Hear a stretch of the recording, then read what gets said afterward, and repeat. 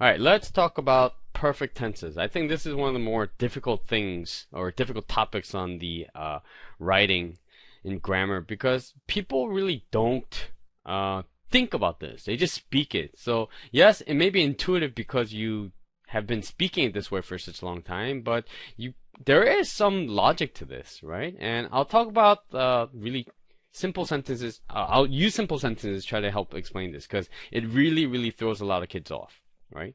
So I have a sentence over here. It says he had a car. He had a car. I remember when I was a kid, I asked my teacher inside a book, somewhere in a book, it says had, and I asked her if it was a typo, and she actually said it was. So I thought it was for, I think, a couple years after that. But then it turned out that it's not. She was wrong, right? She just didn't know how to explain this. So he had a car. It's not a wrong sentence, but you have to tell me which one is the functioning verb. Which one's the functioning verb, right? Is it this had number one, or had number two? Which one is the one that's the functioning verb, right? I had many kids tell me it's the second one. No, right? The verb, this is the verb over here. This is the verb.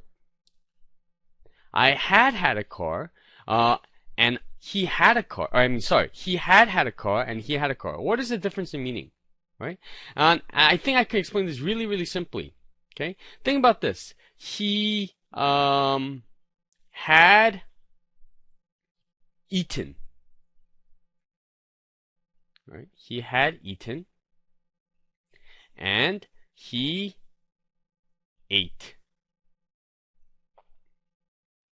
What is the difference between these two sentences?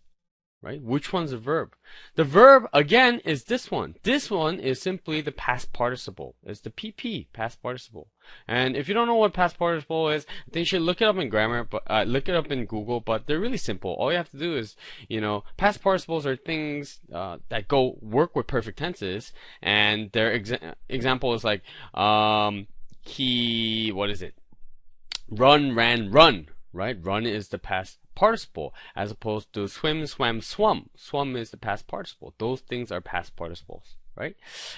He ate means he simply ate, right? Since this guy was born, he ate at some time in the past. It doesn't signify any time period, except it just happened sometime in the past. That's the difference in meaning, right? And this one's a verb. So if you look at this sentence over here, it says he had a car. This one is simply what? It's just simply like eaten. It's a past participle. That's all you have to know, right? It's really, if you think of it that way, right? You have a perfect tense and then you have a past participle. It really makes perfect sense. I think it's much easier to do. So what is the difference in meaning between these two sentences? He had a car means what? This one is just simply a verb, right? Just like before, right? He had a car since some time, right? I don't want to say since some time. Since means, up to now, right? Or up to some other time period. He had a car means he simply had a car in the past. It could be yesterday, it could have been 10 years ago, but it doesn't tell you, that action of him having a car affected another action, right? But with perfect tenses, he had a car means he had a car until something else happened. So usually they would have words like, until, or since, or something like that, right? So you could say, we had waited 10 minutes, or we had waited, actually, we should say we had waited 10 minutes by the time Joe arrived, right? So what happened first? We waited first, and then Joe arrived. So the first action with had is affecting the other, or it happened before some other action. That's when you use perfect tenses. So he had a car, and then what? Something else happened, right? So when you use perfect tenses, well, past perfect in this case, this is past perfect. You use past perfect to signify some action happening first, and then another action happening later. So what about the difference between this part over here? Right? I have had a car. Remember, have is relating to now, right? So in conversation, we're talking about cars. I say, oh, I've had that car before. I have had that car before, right? As opposed to I had a car means what? I simply had a car in the past, right? Not talking about now. right? So have is talking about something related to now conversation. Had is talking about something in the past that's affecting something else later on, some other action later on. I hope I didn't confuse you too much, but this had is not wrong, right? So check out the questions that follows. Hopefully, it'll explain more to what this concept actually means. I've gone to only 3 soccer matches after I finished college in 2010. And if you read this, very quickly, you're not going to catch the error. But there is an error in this question, and it's going to lead into something more important. But I have gone to, and the hint over here is have, right? This word have is a big hint. Gone to only 3 soccer matches after. A lot of kids think, hey, there's nothing wrong with C. C is correct, but C is actually the answer, right? Meaning this part is wrong. Okay? And how do you fix this? You fix it by putting the word since.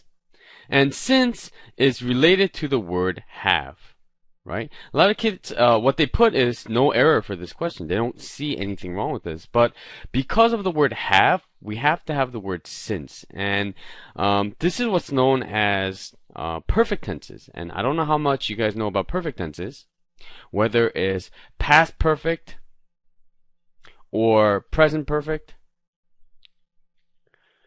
Present perfect. These tenses change everything, right? And they're actually really, really important. And I kind of blame the way people speak is because we speak improperly or incorrectly. That's why we don't really catch these errors as easily. Now that Mike finished the football video analysis, he feels fairly certain that the referees made an unwarranted call. This is a really excellent question. It's something that I think kids trip over in the beginning before they actually learn the actual concept. But the hint in this question is the word now. And now relates to something now, relating to now. And that's a hint. I know it seems kind of stupid, but this comes out very, very often, right? So now that Mike finished. Well, finish means it's simply over. Right? It's just overdone, right? It doesn't relate to now. So how can you fix this? You have to put what? Now that Mike has finished, because has means you relate to now. Okay? So A is the answer, but I'll go over the rest of the question.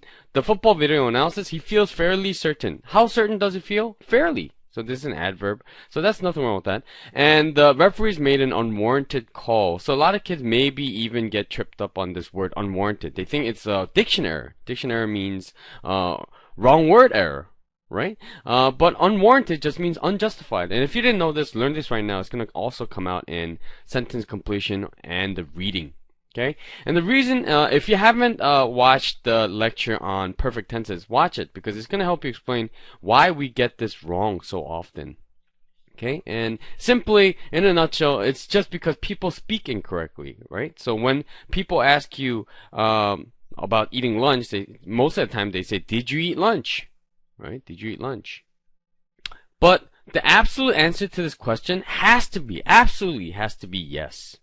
Why? Because did you eat lunch means did you eat lunch since you were born to now? Right? All the way from the beginning of time to now. Right? Did you eat lunch? It has to be yes, but you're probably talking about some time period before to now. Right? That's why you should ask, how do you ask correctly if you ate lunch? You say, have you eaten? Right? Eaten lunch. Okay? And have relates to now, the situation you're talking about now. That's why. And if you don't understand this, watch my lectures on the perfect tenses, and hopefully it will elucidate you.